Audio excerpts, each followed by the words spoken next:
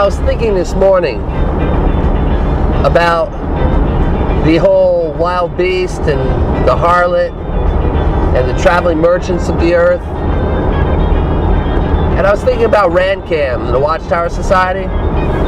You know, it's kind of funny because we all got hung up on the idea that Randcam was a manufacturer of coal turbine engines for the military. But what's interesting is that Randcam represents the traveling merchants of the earth that the harlot was committing fornication with.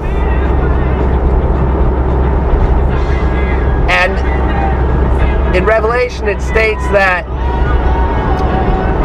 the traveling merchants are going to weep over their losses when the harlot gets the kibosh put on her. So basically, what the Watchtower Society was telling us is because the religious elements are so invested in the traveling merchants or the corporations of the earth that when the harlot gets devoured by the beast, the UN, the traveling merchants are going to weep over all their losses financially from all their investments. So here you have the Watchtower Society invested in Randcam, and then you have all this propaganda coming out stating, well, it was a mistake, or they didn't know that there was investments being made and there was experiments going on with the military, with the Navy and such. It's the fact that the Watchtower Society is just as invested in corporations as other religions are. Remember, it's a legal corporation.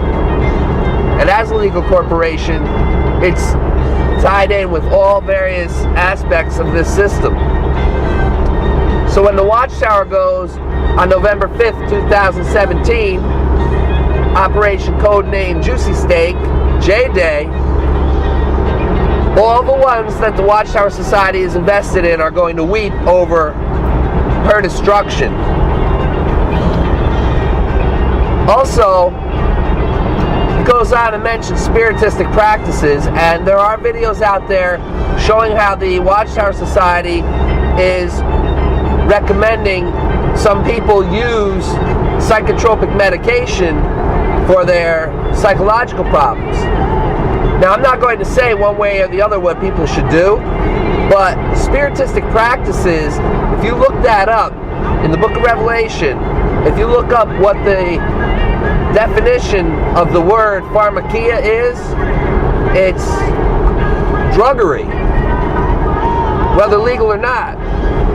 So, this is something to think about, how a religion can claim that it's the truth and that it's holy, and then recommending people to be put on psychotropic medication or pharmakia, druggery, spiritistic practices. Very interesting how these things can be tied together. Now, I'm not going to make the leap here that one thing means the other, but it's clearly something to consider.